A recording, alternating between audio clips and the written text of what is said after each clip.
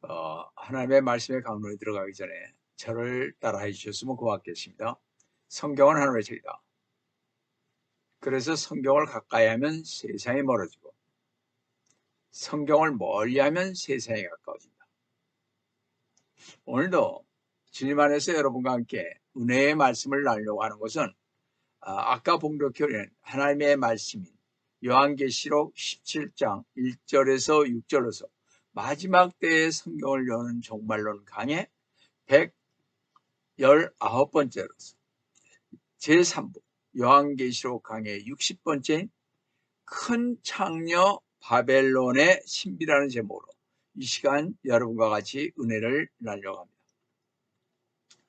사도 요한을 통해서 기록된 계시록 1장 1절에서 하나님께서 반드시 속히 일어날 일들 중에서 가장 호기심을 일으키고 압도적인 비전은 요한계시록 17장에 기록된 내용일 것입니다.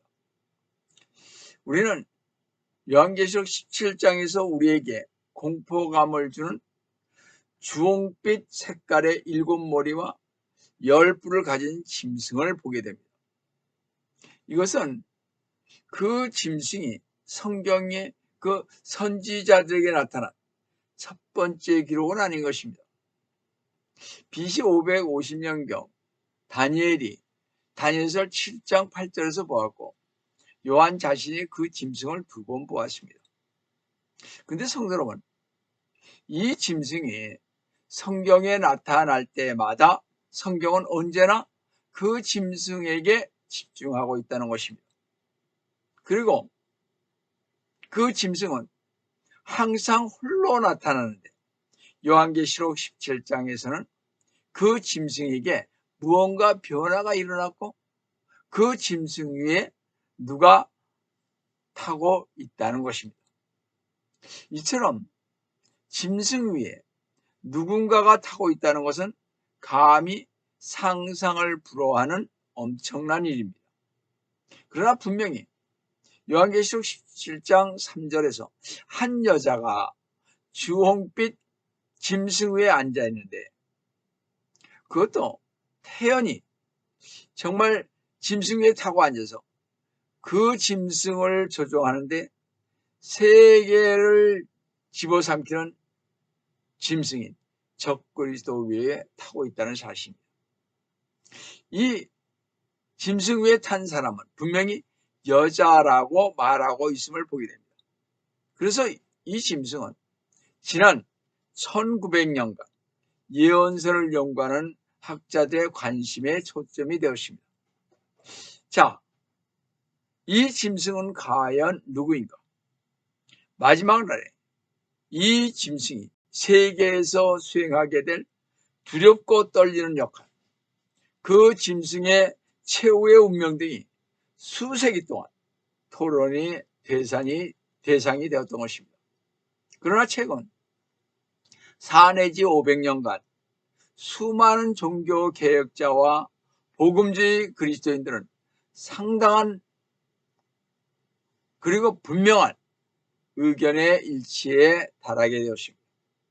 그들은 바로 그 짐승이 하나님의 나라로 가장한 사탄의 세계적 모조품이 부활한 로마 제국인과 동시에 부활한 로마 제국을 다스리는 사탄의 권세를 받은 적그리스도를 나타내는 신분이라는 것을 알아냈습니다.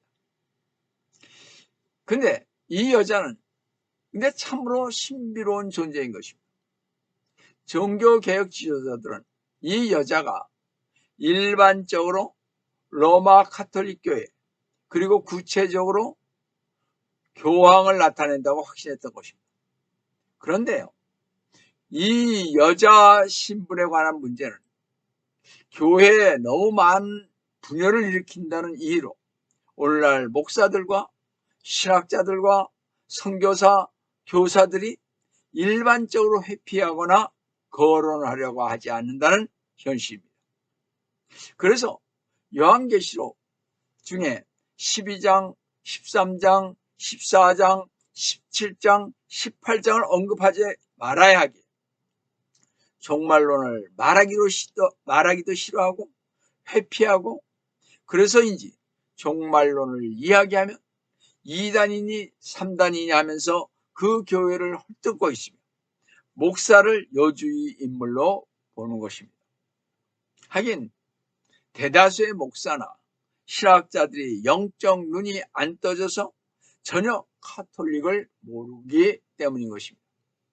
이 영적인 눈이 떠져야 종교 개혁자들이 본 것을 알 수가 있는데, 영적 눈이 감겨 있으니 어떻게 해요? 그들은 말세에 될 일들을 전혀 알 수가 없는 영적 소경인 것입니다. 성도 여러분, 사도 요한이 분명하게 말하기를 이 짐승 위에 탄 여자는 실존하고 있다는 것입니다. 성경의 마지막 두 장이 계시록 17장과 18장에서 분명히 이 여자에 대해 기록하고 있다는 것입니다. 우리가 요한복음 3장 16절에 대해 눈 감아 버릴 수 없는 것처럼 요한계시록 17장과 18장의 여자에 대해서도 눈 감아 버릴 수는 없는 것입니다. 이 짐승 위에 앉은 여자에 대한 진리는 성경에 기록된 예언들 중에서 가장 오묘한 예언 중 하나이기에 우리는 이 여자에 대해 반드시 알아야 하고, 또 이 여자를 알아야 이 마지막 때를 어떻게 대처하며 앞으로 어떻게 해야 신앙생활을 올바르게 할 수 있는 지름길이 되는 것인지 알 수가 있기 때문입니다. 짐승에 탄 그 여자는 참으로 마지막 때에 관한 그 많은 것을 믿는 성도들에게 말해줄 것이에요. 이 지구상에 있는 모든 인간들, 특히 자신이 그리스도인이라고 자처하는 사람들에게는 필수적으로 알아야 할 중요한 진실인 것입니다.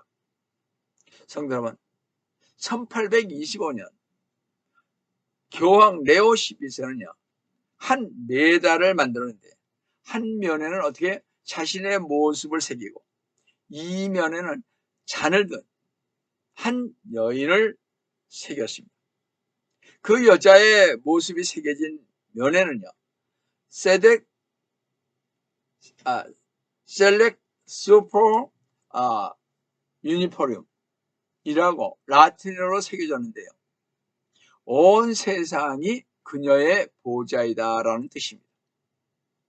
더 쉽게 말씀드려서 교황 레오 12세는 온 세상 위에 앉아있는 여자의 모습과 그 다음 자신의 모습을 새긴 메달을 만든 것입니다.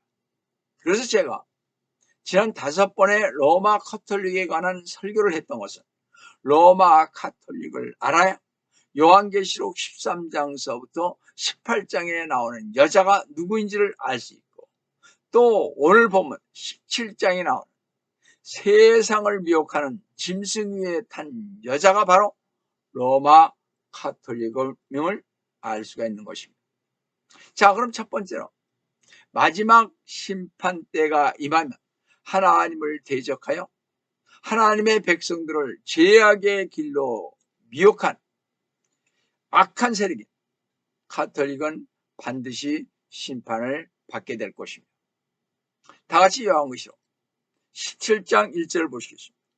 또 7 호리병을 가진 7 천사 가운데 하나가 와서 나와 대화하며 말하기를 이리 오라. 많은 물 위에 앉은 그 큰 창녀의 심판을 내게 보여주리라 그랬습니다. 하나님의 진로가 담긴 호리병, 전에 성경 대접이라고 그랬죠. 이 호리병을 하나씩 쏟아붓던 천사 중에 하나가 사도 요한에게 말하기를 많은 물 위에 앉은 그 큰 창녀가 받게 될 심판을 보여주겠다고 했습니다. 자, 그럼 그 창녀는 무엇일까요? 카톨릭입니다. 쉽게 얘기해서. 자, 그럼 그 큰 창녀가 앉아있는 곳은 어디입니까? 근데 그 큰 창녀가 많은 물 위에 앉아 있었다 그러십니다. 그 큰 창녀가 앉아 있는 물이 무엇을 의미하는지를 알려면 계시록 17장 15절에 잘 해석이 나와 있습니다. 보시면 말이죠. 또 그가 나에게 말하기를 네가 본 그 창녀가 앉아있는 분은 백성들과 무리들과 민족들과 언어들이라 그랬습니다. 자, 이렇게 밝힘으로써 로마 가톨릭이 온 세상에 군림할 것을 예언하고 있음을 보게 됩니다. 이게요, AD 98년, 지금서부터 거의요, 1950년경에 썼던 말씀입니다. 근데 그 당시에 벌써 이렇게 예언을 하고 있습니다. 실제적으로요, 로마 가톨릭은 중소 유럽에서 통치자로서 군림하였습니다. 지금은 5대양 6대주와 유엔을 비롯해 교황의 영향력이 미치지 않는 나라나 민족은 거의 없다는 사실입니다. 지금 현재 전 세계 가톨릭 인구는 약 15억 명으로서 지구상에 있는 78억 인구, 2022년 기준으로요, 약 5분의 1이 가톨릭입니다. 우리가 아는 대로 이 세상의 권세는 하나님께로 나지 않음이 없다고 했는데, 로마서 13장 1절에서요. 그 권세를 잡은 최고의 권력자가 자기에게 권세를 위임하신 하나님의 뜻을 따라 다스릴 책임이 있는데, 그 권세를 정당하게 행사하지 않고 하나님의 뜻을 거스리고 그 권력을 남용한다면 어떻게 되겠습니까? 하나님의 심판을 받을 수밖에 없을 것입니다. 그렇죠? 그 권세를 이 가톨릭이 어떻게 남용했는지 요한계시록 17장 2절을 보시겠습니다. 땅의 왕들도 그녀와 더불어 음행하였고 땅에 사는 자들도 그녀의 음행의 포도주에 취하였다고 했습니다. 구약 성경에서는 이스라엘의 하나님의 그 사랑을 배반하고 우상 숭배하는 것을 음행이라고 그랬죠. 이러한 비유는요, 하나님과 그 이스라엘의 언약 관계를 신랑과 신부의 약속에서 비유한 것에서 나왔는데, 하나님의 백성들이요, 하나님과의 언약을 파기하고 다른 신들을 숭배하는 것은 신부가 신랑과의 언약을 어기고 다른 남자와 간음하는 것과 마찬가지 죄를 범하는 것입니다. 정치적으로는 짐승에게, 종교적으로는 창녀인 바벨론에게 속한 가톨릭에, 이 땅에 많은 사람들이 가톨릭의 음행의 포도주에 취해서 가톨릭과 연합한 자들은 마지막 날에 하나님의 진노의 심판을 받아 멸망받게 될 것이라는 것입니다. 자, 두 번째로요, 짐승 위에 탄 여자인 가톨릭의 모습을 한번 보겠습니다. 다 같이 본문 17장 3절을 보시면 그가 나를 영 안에서 광야로 이끌어 가니라. 또 내가 보니 한 여자가 주홍빛 짐승 위에 앉아 있는데 그 짐승은 하나님을 모독하는 이름들로 가득하고 7머리와 10뿔을 가졌더라 그랬습니다. 사도 요한은요, 성령님의 인도하심을 받아 광야에 가서 주홍빛 짐승 위에 앉아있는 여자를 보았다고 증거하고 있습니다.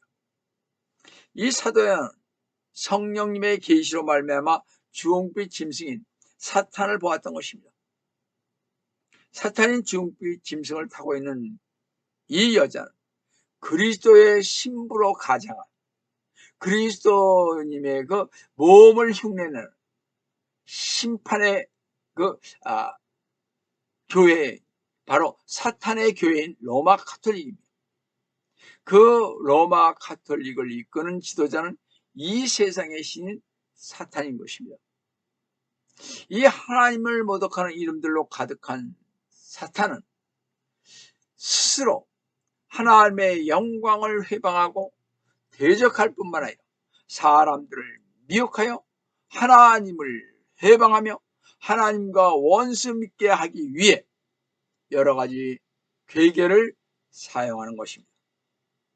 이렇게 사탄인 짐승 위에 앉은 여인인 가톨릭은 믿는 성도들을 미혹하고 핍박하고 심지어는 생명을 빼앗기까지 하는 것은 유럽의 역사에서 우리가 많이 보아왔지 않습니까?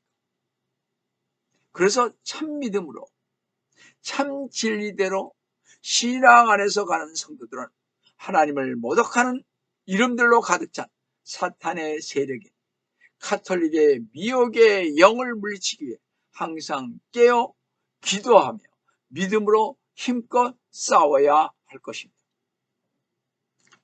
왜냐하면요, 짐승 위에 앉은 여자를 새긴 은전은요, 기원전 BC 450년경에 지중해에 있는 그레데 섬에서 사용했던 주화였습니다. 또 유럽 지금 공동체의 심볼로 채택된 짐승 위에 앉은 여자는 유럽의 지금의 우표, 엽서 등등에서 쉽게 발견되며 유럽 공동체의 기념 주화에서도 새겨져 있습니다. 또 유럽연합의 주요 건물에는요, 짐승 위에 앉은 여자 이름 에브로스의 조형물이 만들어져 있으며 짐승 즉 황소 위에 앉은 여자 유로피의 모습은 유럽연합의 주요 행사가 열 때마다 상징으로 사용되고 있습니다. 전 세계의 정치와 경제를 장악한 사탄의 도구인 적그리스도, 또 전 세계의 종교를 통합하여 하나로 만든 로마 교황청이 서로 연합하여 세우는 나라가 바로 성경에서 말하는 마지막 세계 제국인 적그리스도의 나라의 특징을 잘 보여주는 주홍빛 짐승 위에 앉은 여자인 것입니다. 그런데 성도 여러분, 주홍빛 짐승 위에 앉은 여자의 모습을 한번 보시기 바랍니다. 요한계시록 17장 4절을 보시면요, 또 그 여자는 자주색과 주홍색 옷을 입었다고 했습니다. 자, 이 옷을 입은 우리들은 어디서 본 것 같지 않습니까? 이런 자주색과 주홍색 옷들은 로마 교황청의 사제들이 입는 옷이 아니겠습니까? 이렇게 자주색은 왕을 나타내는 빛깔로서 여자는 자기가 마치 여왕인 것처럼 자주색 옷을 입었던 것입니다. 이는 여자의 권세가 왕의 권세와 같이 매우 강함을 보여주는 사탄의 권세를 입고 나오는 주홍색 짐승 위에 앉은 여자인 로마 가톨릭은요, 사탄의 도구로서 세상의 권세를 잡고 그것으로 세상 사람들을 죄악의 길로 미혹하여 하나님의 성도들을 또한 핍박했던 것입니다.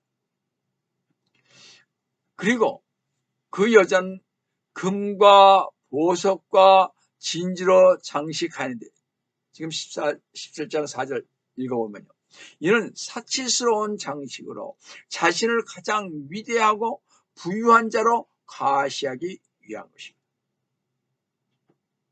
여자의 로마 가톨릭은 종교를 내세워 그 그늘 아래서 온갖 불법과 향락과 사치를 누리면서 하나님의 이름을 가지고 자신들이 직접 하나님이 되어 존경과 영광을 받으며 불법과 우상 숭배와 세속화된 로마 가톨릭에 동조하지 아니한 하나님의 종들과 성도들, 남녀노소를 가리지 않고 다 죽였습니다. 그런데 보면 17장 4절 하반부를 보면 손에는 금잔을 가졌는데 그 잔은 가증스러운 것들과 그녀가 행한 음행의 더러운 것들로 가득 찼더라고 그랬습니다. 아까 말씀드렸듯이 교황 레오 12세는요, 한 메달을 만드는데 어떻게 했어요? 한 면에 자신의 모습과 이면에는 잔을 든 여자가 새겨졌다고 그랬습니다. 손에 금잔을 가졌는데, 가톨릭은요 주님의 만찬식 때 금으로 된 잔에 포도주를 가지고 예식을 행하고 있지 않습니까? 지금 그렇게 하고 있어요. 근데 바로 금잔을 든 그 손에 든 여자의 금잔 안에는 가증한 것들과 음행에 더러운 것들로 가득 차 있었다 그랬습니다. 그래서 종교개혁을 한 루터는요 바티칸을 바벨론의 매춘부라고 하지 않았습니까? 그뿐만 아니라 지난 세월 동안 종교재판 이름으로 셀 수 없는 성도들이 피를 흘렸고, 지금은 세계적인 마지막 피해 축제를 하려 하고 있음을 보게 됩니다. 계시록 17장 6절을 한번 보세요. 또 내가 보니 그 여자가 성도들의 피와 예수의 순교자들의 피에 취하였더라. 그러므로 내가 그녀를 보고 크게 의아해하며 놀랐더라. 사도 요한은요 이 짐승에 탄 여자를 보고 크게 의아하며 놀랐습니다. 사도 요한은 로마 제국이 성도들과 순교자들을 죽이는 것은 봤습니다. 사도 요한도요 당시에 주 예수 그리스도의 말 증거하다가 로마 제국에 의해 유배당했기 때문입니다. 근데 사도 요한은요 주 예수 그리스도의 교회로, 주 예수 그리스도의 신부로 고백하는 교회를 내려다보면서 그 교회가 성도들을 죽이는 선두적인 살인자임을 보게 된 것입니다. 천성에서 주님이 보여준 걸 그대로 보게 된 것입니다. 그래서 놀랐던 것입니다. 이것은 로마 제국이 아닌 것입니다. 왜 요한이 로마 제국이 그리스도인들을 죽이는 것에 놀랐겠습니까? 사도 요한 자신도 그들이 죽이려 한 이들 가운데 하나였는데 말입니다. 사도 요한이 놀라며 보고 있는 것은 가증한 믿음의 어머니, 즉 성모교회인 로마 가톨릭인 것입니다. 그래서 창녀교회인 그녀의 이마에 한 이름이 기록되어 있는데 요한계시록 17장 5절 보면 고딕체로 신비라 큰 바벨론이라 땅의 창녀들과 가증한 것들의 어미라 했습니다.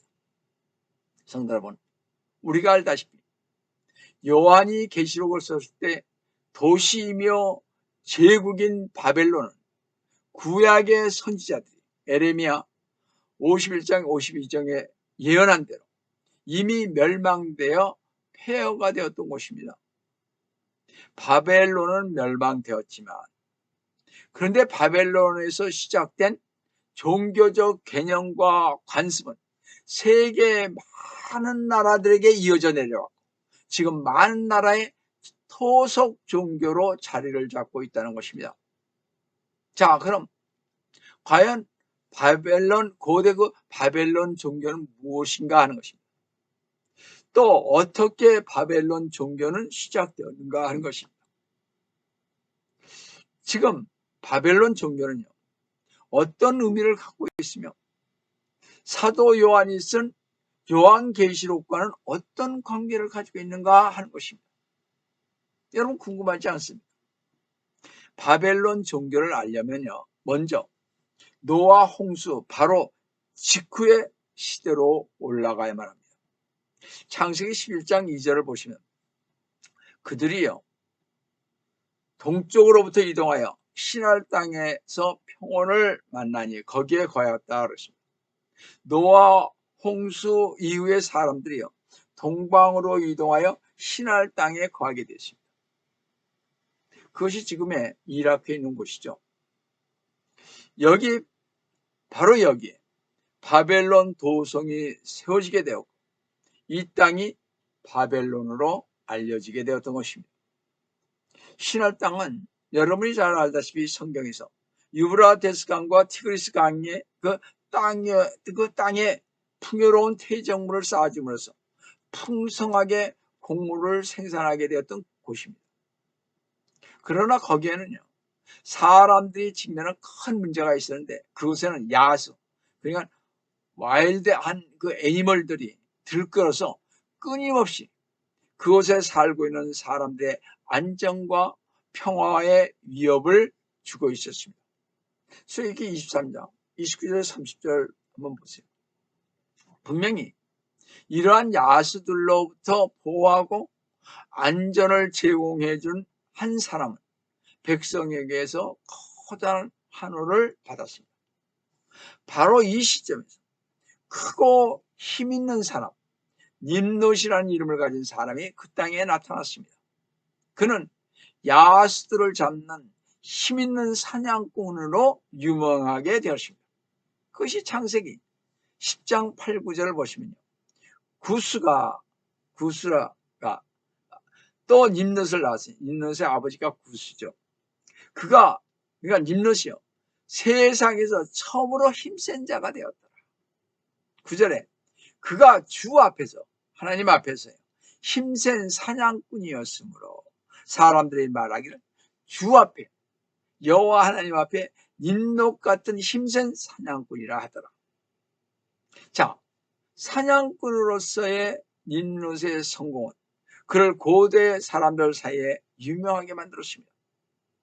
님롯은 그 땅에서 영걸이 되었고 유명한 지도자가 되었습니다.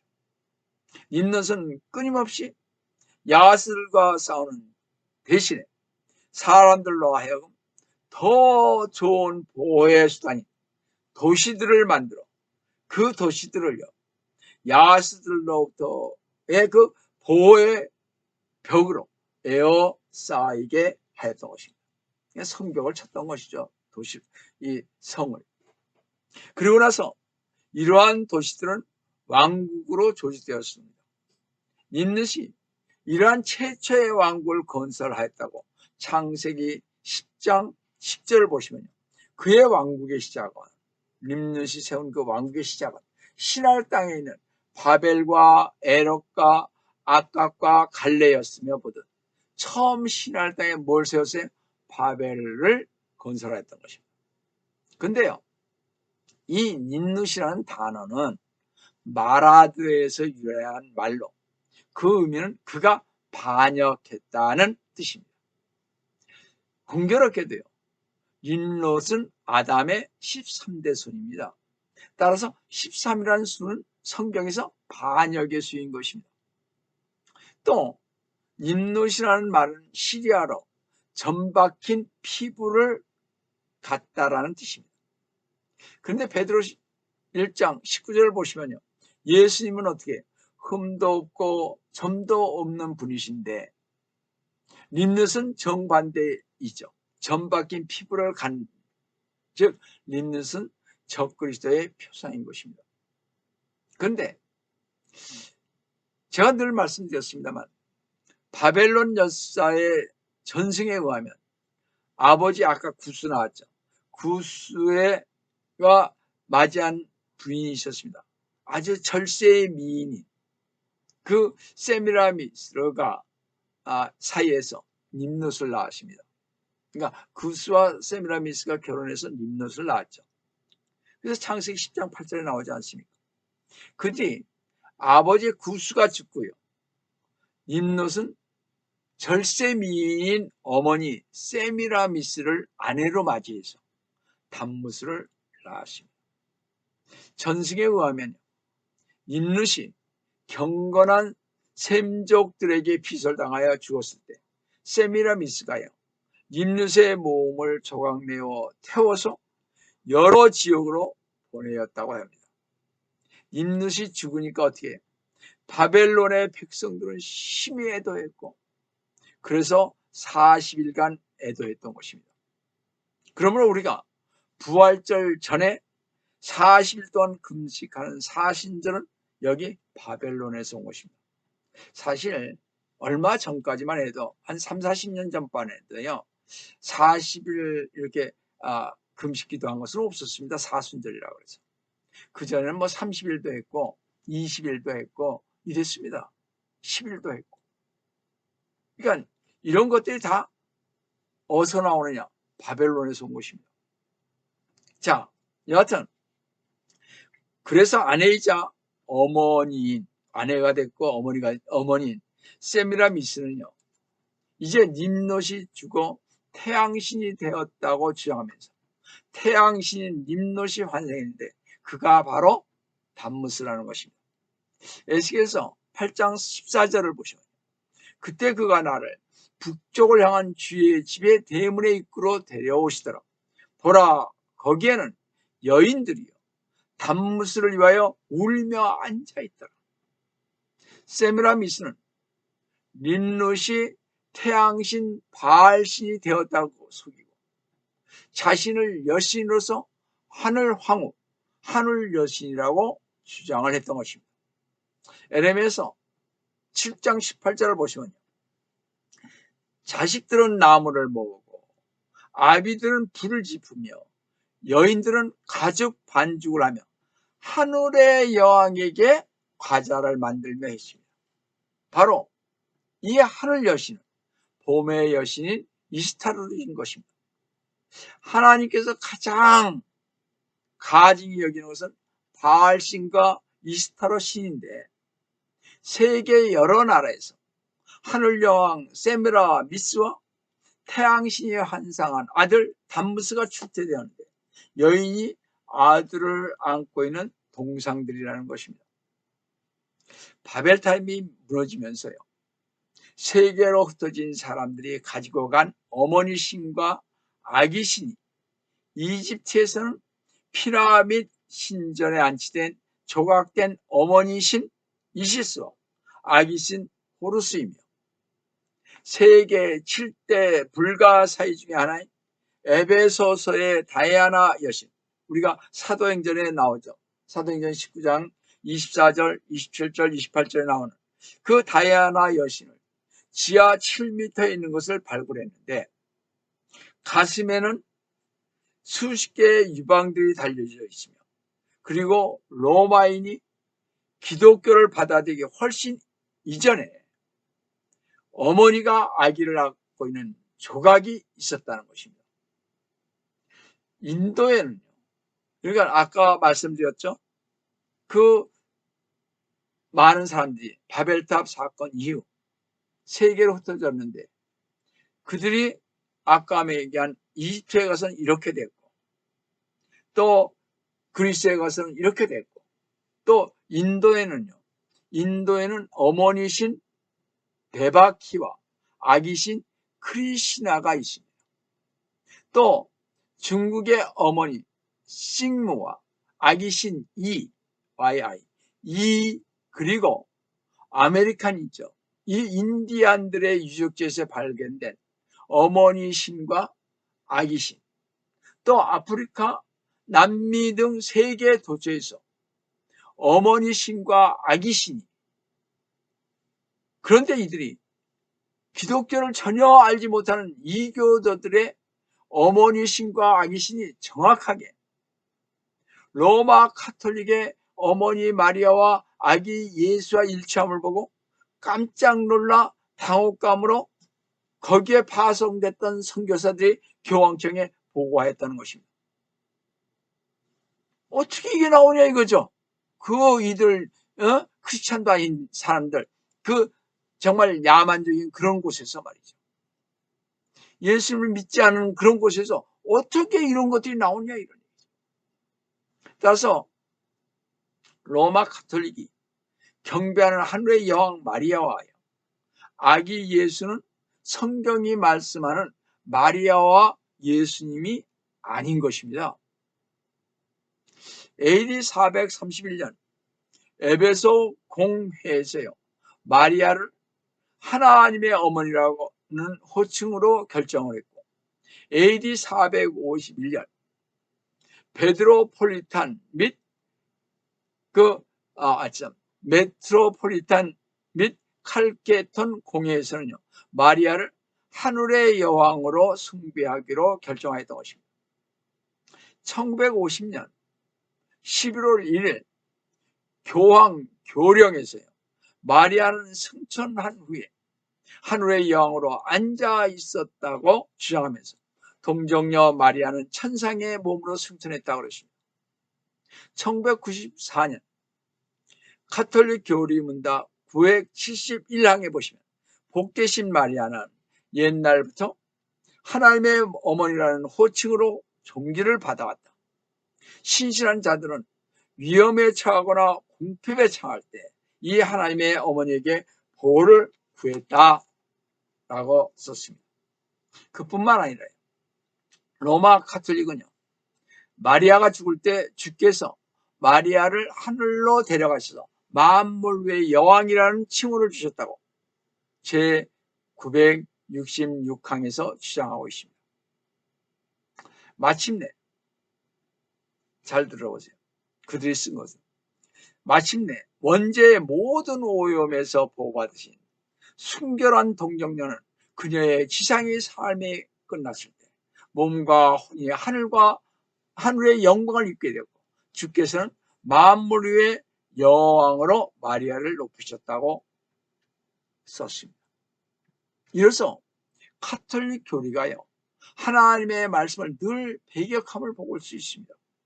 그리고 성경은 그런 교리를 결코 가르치고 있지 않을 뿐만 아니라 그런 교리를 어떻게 저주하셨습니다. 에레미야 44장 17절부터 19절까지 한번 보겠습니다.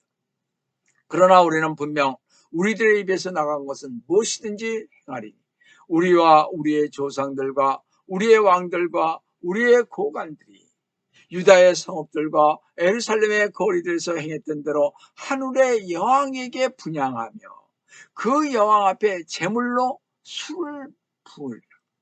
18절에 우리가 하늘의 여왕에게 분향하고 그 여왕 앞에 제물로 술을 붓던 일로 19절에 또 우리가 하늘의 여왕에게 분향하고 그 여왕에게 술 제물을 부었을 때 우리가 우리의 남자 없이 그녀에게 과자를 만들어 경배하고 술 제물을 부었더냐 하더라. 이렇게 이 하늘의 여왕은 이교대의 여신이라고 하는데 가톨릭은요, 바벨론의 세미라미스를 하늘의 여왕으로 모시고 사탄의 등에 앉은 음녀를 하늘의 여왕으로 등갑시켜 경배를 드리고 있으며 이 가톨릭은요, 한결같이 마리아가 죄 없이 태어났고 죄 없이 죽었으며 지금도 하늘에서 중보자로 있어 하늘의 여왕으로서 죄인들을 위해 중보하고 있다고 에레미야가 예언한 지 2600년이 지난 지금도 가톨릭에서는 이런 교인들을 세뇌시키고 있다는 것입니다. 그러나 분명히 하나님의 말씀인 성경인 디모데전서 2장 5절에서는 하나님은 한 분이시요 하나님과 사람 사이의 중보자도 한 분이시니 곧 사람이신 예수 그리스도, 딱 한 분이 없습니다. 중보자는. 성경은요, 명백히 주 예수 그리스도님만이 하나님 앞에서 유일한 중보자이시라고 했습니다. 성도 여러분, 우리는 하나님의 말씀인 가톨릭 이 전통과 교리의 차이를 우리 성경에서 볼 수가 있습니다. 그러므로 여러분은 하나님의 말씀을 거부하고 마리아에게 영광을 돌리시겠습니까? 아니면 사람들이 만든 가톨릭의 전통을 거부하고 주 예수 그리스도님께 영광을 돌리시겠습니까?